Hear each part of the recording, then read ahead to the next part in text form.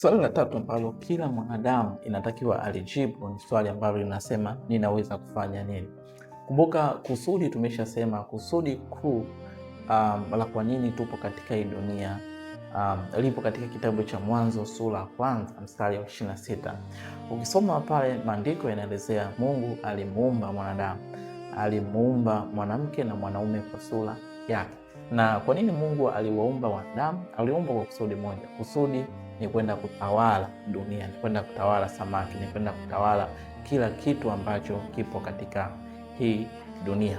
Kwa hiyo ili tuweze kutimiza kusudi ambalo Mungu alilifanya, ili tuweze kutimiza kusudi ambalo Mungu alilikusudia, ili tuweze kutimiza sababu ya kwa nini tupo hapa duniani, Mungu alituwekea ndani yetu uwezo, na uwezo Mungu aliuweka ili tuweze kutimiza lile kusudi la msingi.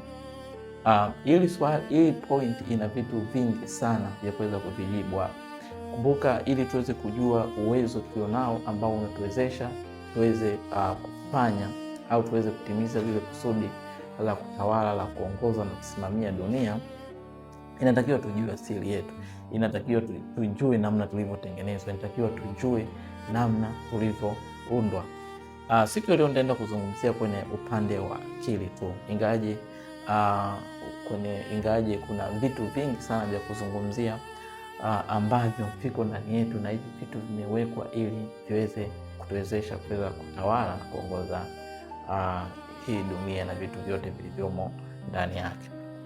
Moja ya kitu ambacho Mungu alitupa ambacho kinatuwezesha sisi kuwa watawala ni akili. Kumbuka kusudi tumesema ni Mungu alituumba tuje kutawala, na ili utawale hii dunia unahitaji kuwa na nguvu. Nguvu inayozungumziwa hapa ni nguvu ya maarifa, ni nguvu ya ufahamu, ni nguvu ya hekima. Kumbuka Biblia inatuambia kwamba Mungu aliumba vitu vyote kupitia hekima, kupitia maarifa na kupitia ufahamu. Kwa kuwa tuliumbwa kwa sura na kwa mfano wa Mungu, basi kila mwanadamu ambaye anakuja duniani ana uwezo ndani yake wa kuweza kuumba vitu, wa kuweza kutengeneza vitu, wa kuweza kubuni vitu kupitia akili yake.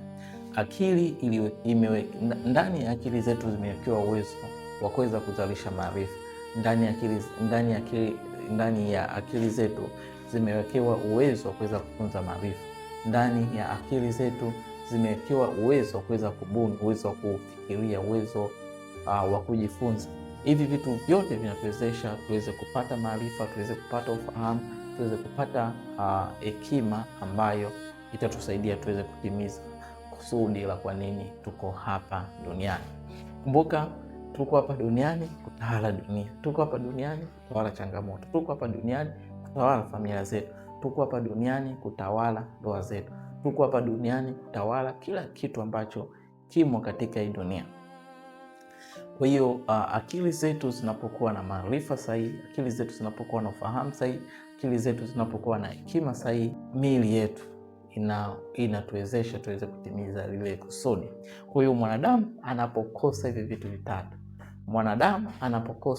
vitatu, matokeo yake ni nini? Matokeo yake anakuwa mtumwa wa changamoto, anakuwa mtumwa wa matatizo, anakuwa mtumwa wa kila kitu ambacho kipo katika hii dunia. Siku nyingine tutaenda kuelezea kwa undani zaidi nini maana ya mwanadamu kuwa mtumwa wa mifumo iliyopo duniani, na tuna maana gani tunaposema mwanadamu anapokosa maarifa anakuwa mtumwa. Na kumbuka maandiko pia yametuambia ya kwamba watu wangu wanaangamia kwa kukosa maarifa. Kwa hiyo kitu ambacho kinaangamiza wanadamu, kitu ambacho kinaangamiza jamii za watu, kitu ambacho kinaangamiza potential au uwezo uliopo ndani ya akili ya mwanadamu ni ukosefu wa maarifa. Kwa hiyo maarifa, uhusiano uliopo kati ya maarifa na mwanadamu ni sawasawa na uhusiano uliopo kati ya samaki na maji. Ili samaki aendelee kuishi, ili samaki aendelee kuzaliana, ili samaki aendelee kuenjoy maisha, anahitaji kubaki kwenye maji. Ili mwanadamu afurahie maisha, ili mwanadamu afanikiwe, ili mwanadamu aendelee sana, ili mwanadamu aweze kufanya vitu vya ajabu, vitu vikubwa. Anahitaji maarifa ndani ya akili yake. Ukimnyima mwanadamu maarifa, manake umemnyima kitu cha msingi sana ambacho kimefungamanishwa pamoja na uwepo wake katika hii dunia. Unapomnyima mwanadamu maarifa ni sawa sana kumnyima samaki maji. Unapomnyima mwanadamu maarifa ni sawa sana kung'oa mmea kutoka kwenye, ni sawa sana kutenganisha mmea na ardhi. Kumnyima mwanadamu maarifa ni kumuua. Kumnyima mwanadamu maarifa ni kumnyima haki yake ya msingi, haki yake ya kutawala mazingira, haki yake ya kutawala maisha yake, haki yake ya kuongoza vitu alivyo navyo, haki yake ya kutawala na kusimamia mahusiano alionayo. Asanteni sana kwa kunisikiliza. Usisahau kushare, usisahau kulike, usisahau kusubscribe ili kupata video nyingi kama hizi. Like yako, kushare video hii ni support yako kubwa sana. Asanteni sana.